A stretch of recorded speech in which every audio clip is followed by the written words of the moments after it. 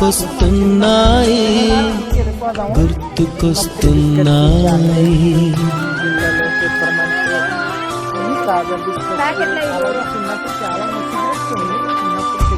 ఈ గాలిలో ఏ మమతలో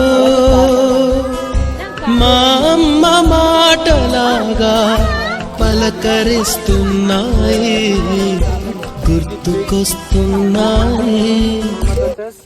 చూడండి ఇవన్నీ మన మందిలో దొరుకుతాయి.